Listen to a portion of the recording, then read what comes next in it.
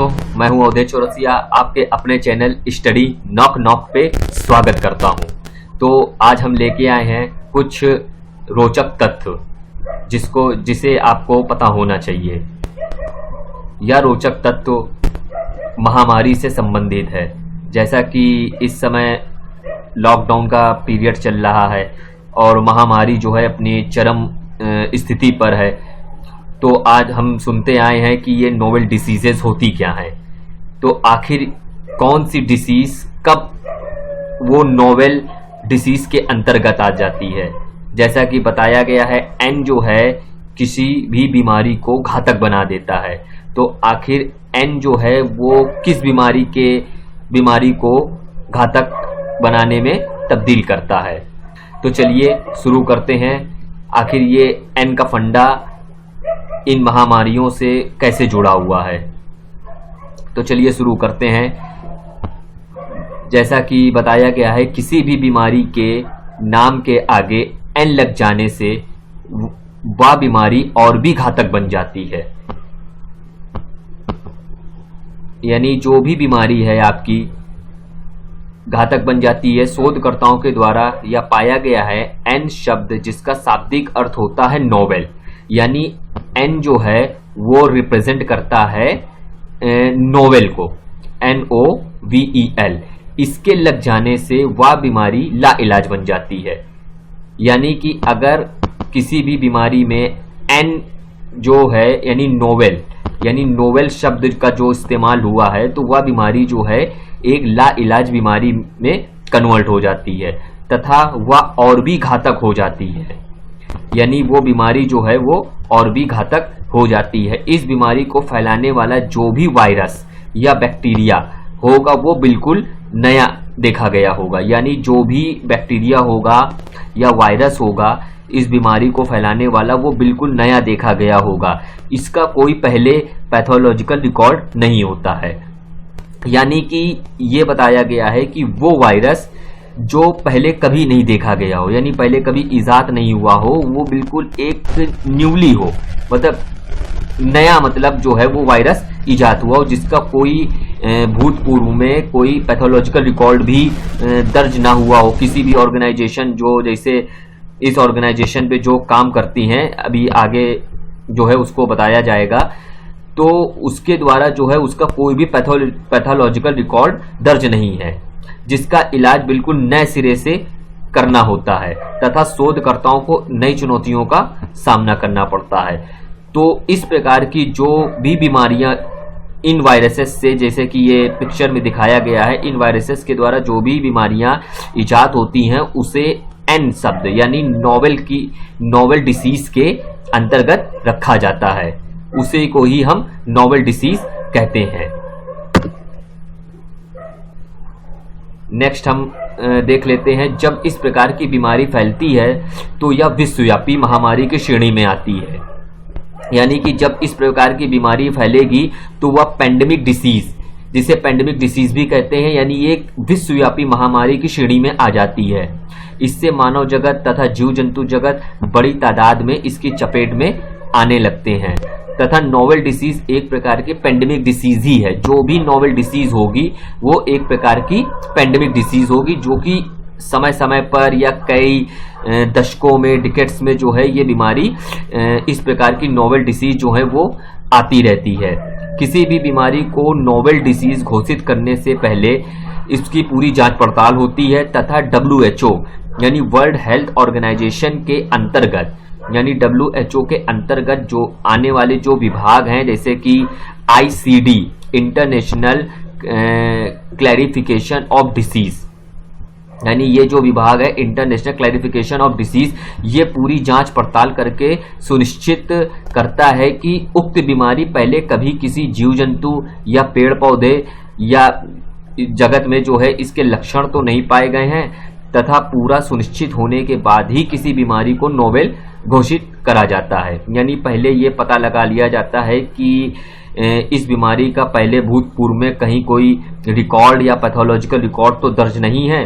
जब ये पूरा सुनिश्चित हो जाने के बाद ही जो है ICD जो है ये कंफर्म करता है कि यह एक नोवेल डिसीज है। अब कुछ महत्वपूर्ण नोवेल बीमारियां अब हम देख लेते हैं, जैसे कि कुछ महत्वपूर्ण नोवेल बीमारियां जो कि वायरस के द्वारा उत्पन्न होती हैं और समय समय पर जो है वो एज ए पैंडेमिक डिसीज के रूप में पूरे ग्लोबल में फैल जाती हैं, यानी पूरे वर्ल्ड में जो है वो इसका प्रभाव देखने को मिलता है। अब जैसे इन्फ्लुएंजा फ्लू, तो इन्फ्लुएंजा को इंग्लिश में जो है फ्लू कहते हैं। तो इन्फ्लुएंजा जो है ये एक वायरस से होने वाली बीमारी है, होने वाला रोग है। दूसरा एवियन इन्फ्लुएंजा, ये भी वायरस के द्वारा उत्पन्न होता है। H5N1 जैसे कि bird flu, H5N2 avian bird flu, H7N9 avian influenza, H7N3। तो ये कई प्रकार के जो वायरसेस होते हैं उनके जो है ये बीमारियों के नाम है। जैसे H1N1 सबसे इंपॉर्टेंट है, swine flu and also represent in bird flu. तो कई बर्ड में भी ये देखा गया है। और स्वाइन फ्लू जो है वो पिग्स या पॉर्क मीट खाने से भी जो है, अगर वो सही तरीके से अधपका मीट है तो वो आपको इन्फेक्ट कर सकता है। H3N2 Hong Kong flu, H2N2 Asian flu. अब SARS-CoV-2 जैसे कि आपका ये कोरोना वायरस जिसका अभी प्रभाव देखा जा रहा है, SARS-CoV-2, SARS का फुल फॉर्म हो जाएगा severe acute respiratory system. CoV यानी कोरोना वायरस है। MARS-CoV-2 ये भी एक प्रकार का वायरस जनित वायरस से होने वाला जो है रोग है, मिडिल ईस्ट रेस्पिरेटरी सिस्टम जिसका फुल फॉर्म होता है। तो ये कई प्रकार के जो हैं नोवेल बीमारियां हैं। इनको जो है ये नोवेल बीमारियां नोवेल डिसीज के अंतर्गत रखा जाता है। वो इसलिए रखा जाता है क्योंकि जो है इनका कभी पहले कोई पैथोलॉजिकल रिकॉर्ड दर्ज नहीं है। ये जो वायरस है ये बिल्कुल न्यू वायरस है।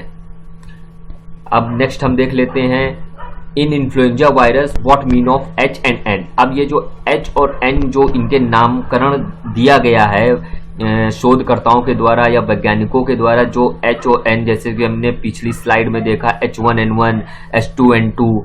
तो ये what is the mean of H and N, इसका मीनिंग क्या है? तो H जो है वो आपका रिप्रेजेंट करता है हीमोग्लूटेनिन एंड N रिप्रेजेंट करेगा आपका न्यूरामिनिडेज। तो H ये आपका हीमोग्लूटेनिन है और N रिप्रेजेंट करता है न्यूरामिनिडेज। तो ये H और N है क्या? तो H और N एक प्रकार के ये प्रोटीन होते हैं जो वायरस की सतह पर पाए जाते हैं। ये जो भी वायरस होगा, न्यूली वायरस होगा, जो नोवेल वायरस होगा, उसके सतह पर आपका हीमोग्लूटेनिन एंड न्यूरामिनिडेज ये एक प्रकार के वायरस के प्रोटीन्स होते हैं। लिपिड्स और प्रोटीन से मिलकर जो वायरस की संरचना बनती है उसके अंदर आपका जो है आरएनए और या डीएनए, जो जिस प्रकार का भी वायरस इजाद हुआ होगा या तो आरएनए वायरस होगा या तो डीएनए वायरस होगा। तो पहले जो है प्रोटीन की लेयर होगी और फिर उसके अंदर लिपिड्स होते हैं और फिर उसके अंदर आपका एक धागा नुमा संरचना पाई जाती है वायरस की, जो कि आरएनए हो सकता है या तो डीएनए हो सकता है। ये जो है सुसुप्त अवस्था में बाहर पड़े रहते हैं और जब ये किसी जीवित कोशिका के संपर्क में आते हैं तो ये एक्टिव हो जाते हैं।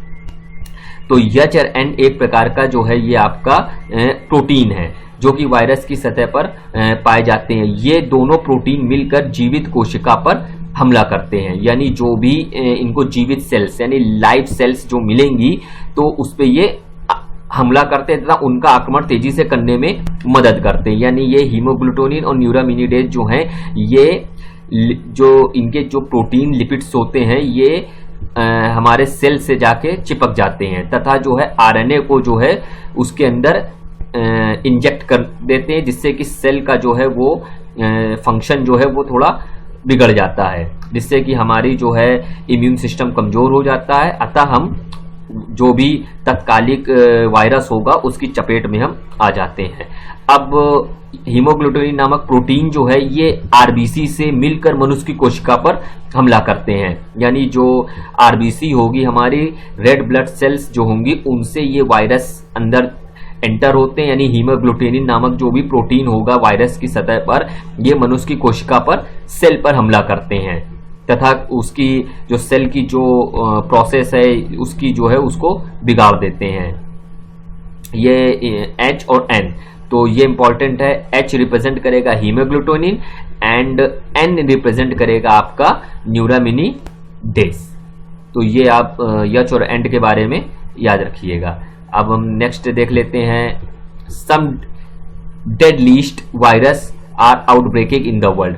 कई प्रकार के हमारे जो अभी तक जो वायरसेस जो हैं वो आउटब्रेक हो चुके हैं, जो कि नोवेल वायरस की कैटेगरी के अंदर आते हैं, यानी उसको जो है शोधकर्ताओं के द्वारा नोवेल डिसीज घोषित करा गया, जो कि समय समय पर जो है वो बीमारियों को फैलाते हैं तथा एक मतलब महामारी यानी पेंडेमिक डिसीज के रूप में जो है वो वर्ल्ड में जो है फैलते हैं।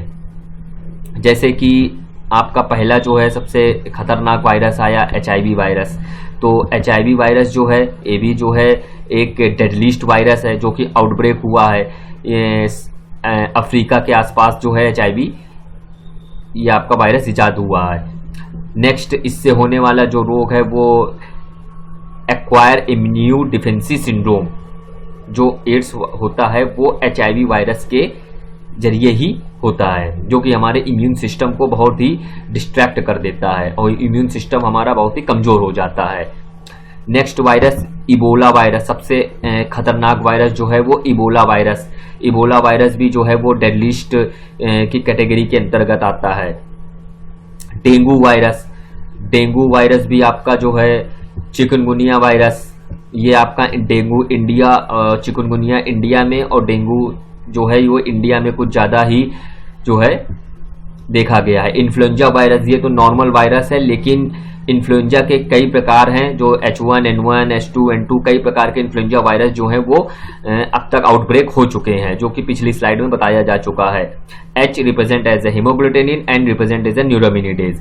अब हैंटा वायरस भी आपका जो है वो स्मॉल रैट्स से उत्पन्न होता है। जैसे कि प्लेग जो बीमारी उत्पन्न हुई थी, रैट्स के ऊपर जो टिश्यूज पाए जाते हैं उनके जरिए जो प्लेग एक ग्लोबल पेंडेमिक के रूप में जो है आउटब्रेक हुआ था, ऐसे ही हंटा वायरस है जो कि आपका मिडिल ईस्ट कंट्री और चाइना की साइड जो है आपका ये वायरस देखने को काफी मिलता है।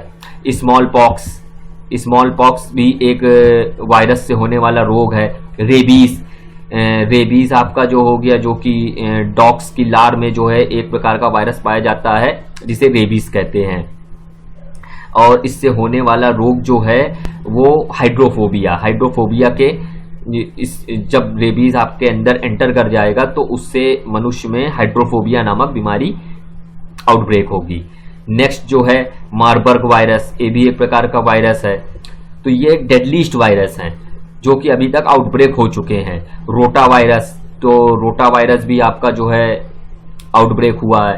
SARS-CoV-2 जो कि अभी नाउअडेज इस समय 2019 के लास्ट और 2020 में जो अभी वायरस देखा गया है वो SARS-CoV-2 यानी civet acute respiratory system corona virus 2, ये अभी जो है आपका आउटब्रेक है, जो अभी लेटेस्ट जो है ये वायरस चल रहा है। तो ये भी जो है आपका नोवेल डिसीज के अंतर्गत रखा गया है, क्योंकि इसके पहले ये वायरस जो है वो देखा नहीं गया है। इसका जो वायरस जो नेम है वो जो बीमारी है वो कोविड डिसीज है और इसके जो वायरस है SARS-CoV-2। नेक्स्ट जो है मर्स-कोव, तो मर्स मिडिल ईस्ट रेस्पिरेटरी सिस्टम जो है ये भी एक प्रकार का जो है डेडलिस्ट वायरस नोवेल वायरस के अंतर्गत आता है। और लास्ट जो है वो निपाह वायरस, जो निपाह वायरस हमारे इंडिया में जो केरला साइड देखा गया था, निपाह वायरस जो कि चर्चा में था, चमगादड़ों से होने वाला जो है ये एक आउटब्रेक हुआ था वायरस बिल्कुल। तो ये भी नोवेल वायरस के अंतर्गत आता है।